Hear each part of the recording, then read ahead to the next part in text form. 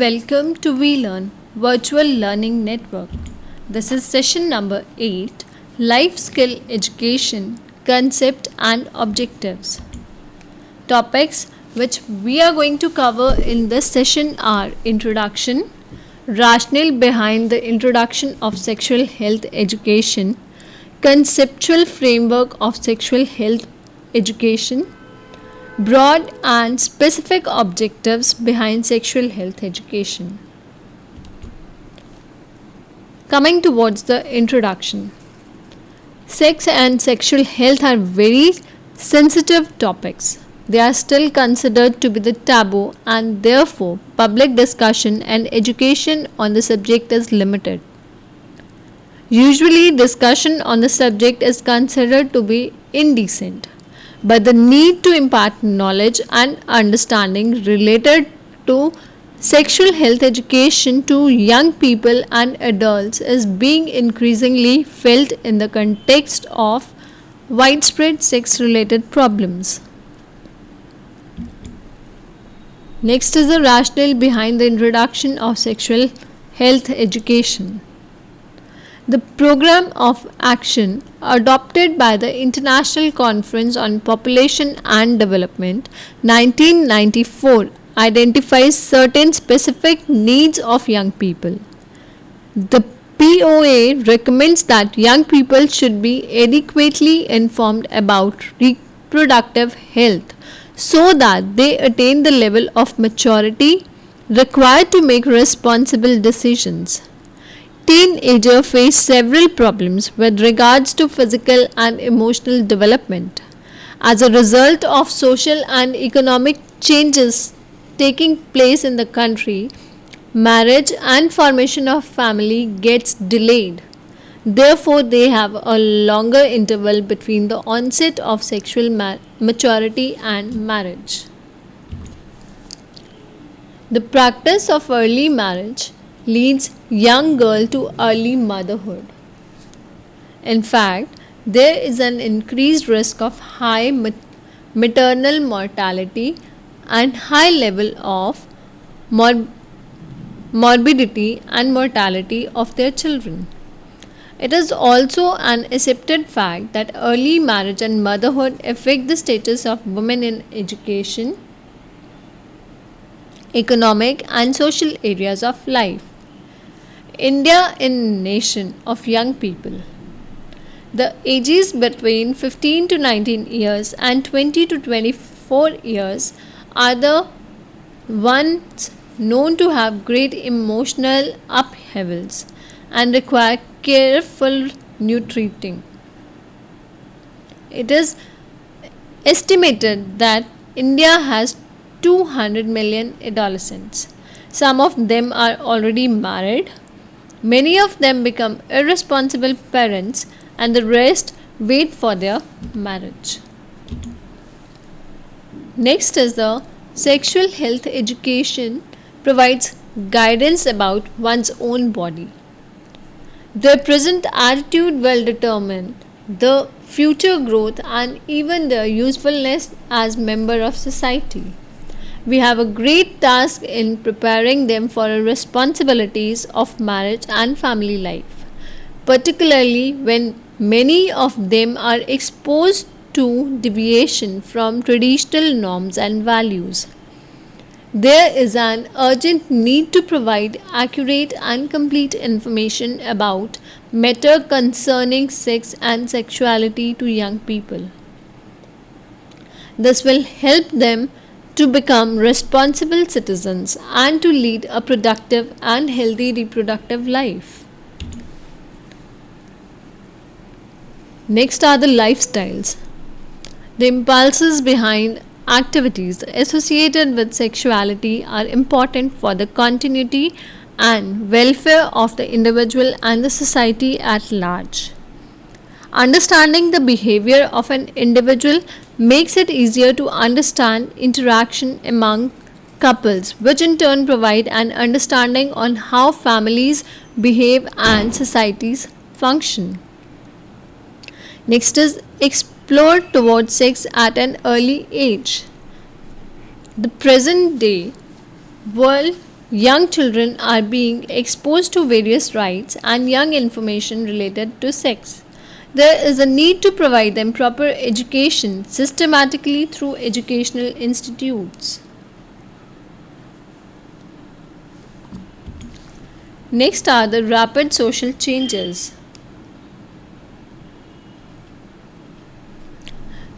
There were a number of restrictions on free communication and interaction with members of the opposite sex.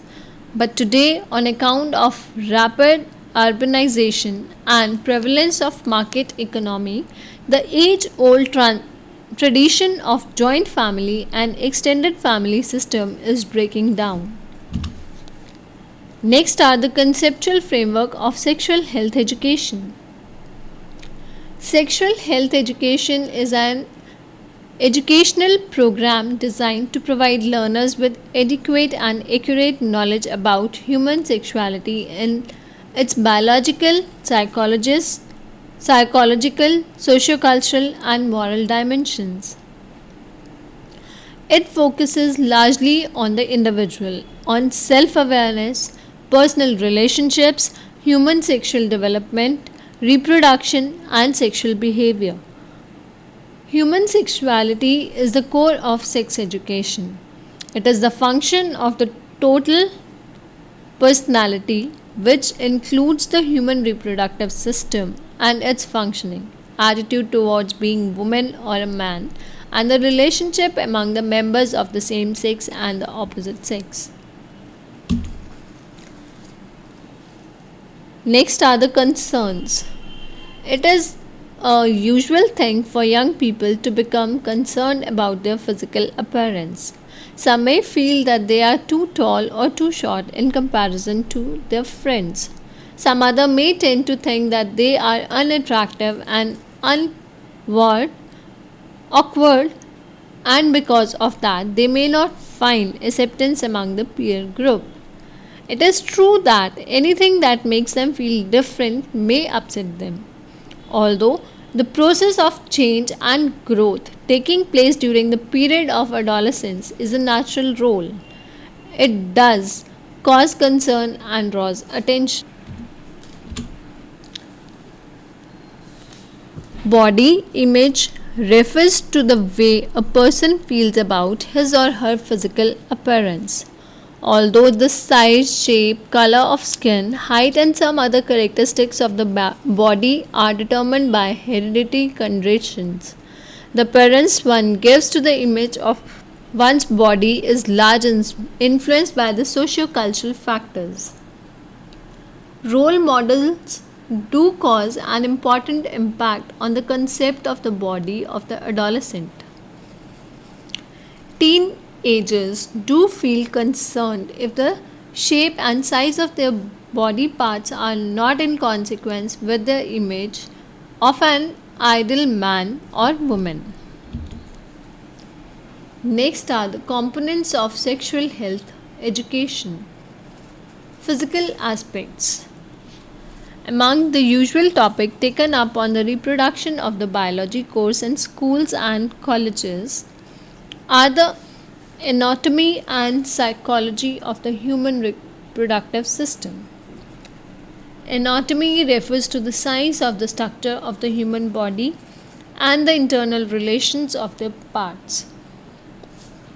In sexual health education, the anatomy of human reproductive system is an important field of study. It is extremely important for boys and girls to know about their bodies and how they function. Misinformation or lack of complete information often results in unnecessary worries and may cause serious problems. Anatomy and psychology of reproductive systems. This part identifies the various males and females reproductive organs and their functions. Adolescents need this information in order to understand the successive concepts concerning conception, pregnancy, and contraception. Physical, emotional, and psychological changes during puberty. During puberty, adolescents begin to become concerned about their physical changes they see in their bodies. Some may be feeling awkward about their growth, while some may become anxious over their bodily changes and may have conflicting feelings about becoming adult. Next are the conception, pregnancy, and birth. This sub-theme is aimed at familiarizing you with basic knowledge concerning the psychological process involved in conception, pregnancy, and birth. It is very important that adolescents get proper education and guidance on the topic. Next are the social aspects. This subsection deals with the sociological and cultural aspects of human sexuality. It covers topics such as sexual behavior, sexuality in childhood and adolescence, love, dating, relationship, adolescent pregnancy, and moral code of ethics. Sexual adjustment is a part of personal total development into a mature individual. Next is the sex drive or sexual feeling in childhood and adolescence. Sexual attitudes are formed from early childhood, although sexual urges and emotions do not become apparent until the age of puberty. During this period, many changes occur among young boys and girls. In the male, puberty begins the appearance of nocturnal emission or wet dreams.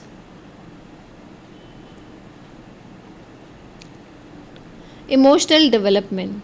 Teenage period 13 to 19 is the often described as a period of greater excitement and emotional turbulence.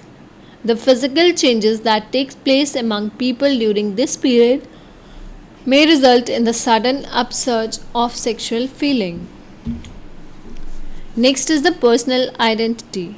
Parents and teachers need to help and support young people to develop and maintain a high sense of self-esteem and self-concept. Self-esteem is closely identified with the self-respect. It is the rationalization of oneself as a human being and the identification of oneself with the society. The social development of the person is primarily based on the self-esteem. Next are the social relationship. The growth and development of social relationship of young people is by and large centered around their interaction with siblings, parents, peer groups, and members of opposite sex. Early experience of social relationship is usually centered around home. However, young people enter into their teens.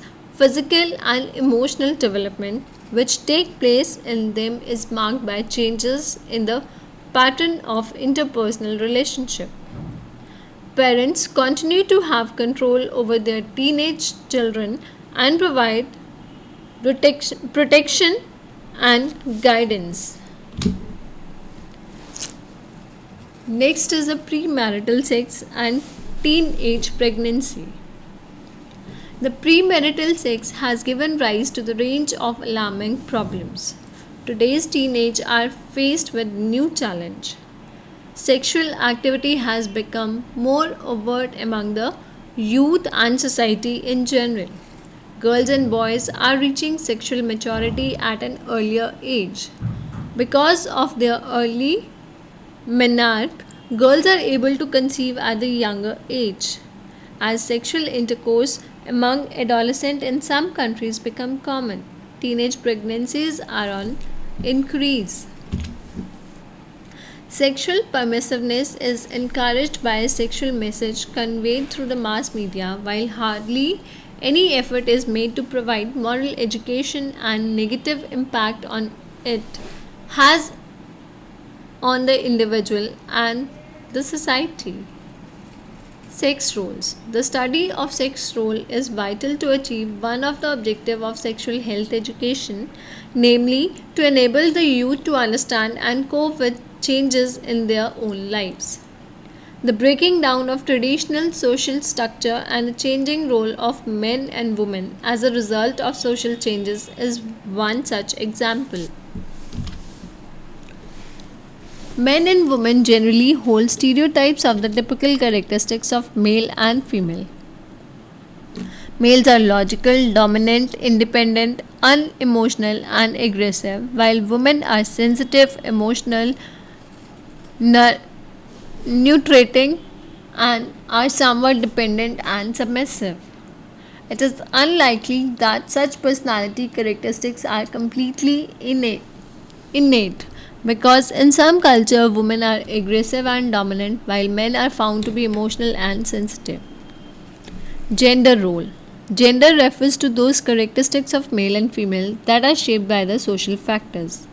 In fact, the differences between male and female are derived from three sources: biology, role that men and women traditionally play in society, and beliefs and opinion dominant in society. The existing inequalities between men and women and the subordination of women to men is one area of distinction between sex and gender which is quite explicit. It is important to understand the gender based role assignment by society to male and female. Men are considered wage earner, heads of household, and leaders of the society in various fields. The role assigned to women include raising a family and maintaining the home, being mother, wife, sister, and daughter, while sacrificing their personal interest for the interest of male member within the family. The major impact on gender roles are influenced by the stereotyped sex roles which continue in every society. Gender roles continue to influence the behavior of teenagers during the formative period. The general identity with regards to the various types of roles such as occupational role, domestic role, kinship roles, community leadership role, conjugal roles and parental roles continue to develop during the period of adolescence. There is a need to promote appropriate gender role development among young people during the formative period so that discrimination of women can be challenged and a transformation of traditional models of gender relations takes place in the society. Sexually transmitted diseases. STD as a topic in sexual health education has become more important due to the increased spread of STDs and especially the dramatic rise in the incidences of HIV, AIDS, etc. STD education should address two areas: factual education and inculcation of the right social attitudes. Next are the broad and specific objectives behind sexual health education. Some of the main objectives are: sexual health education should focus on the total personality development of an individual. It should aim at providing factual, complete, and honest information about sex and sexuality. It will engage young people to become responsible in making decisions. It will help the child to respect themselves and others. Sexual health education will provide opportunity to youngsters to imbibe human values. It should help the young boys and girls to understand that each part of the body and each phase of growth is good and has a purpose. It should help in the formation of emotionally stable personality. That's all for this session. Now in the last, there are few questions which are based on this session. These are: write a short note on the personal identity. Next are the major objectives of sexual health education. That's all for this session. Thank you. Happy learning. We learning.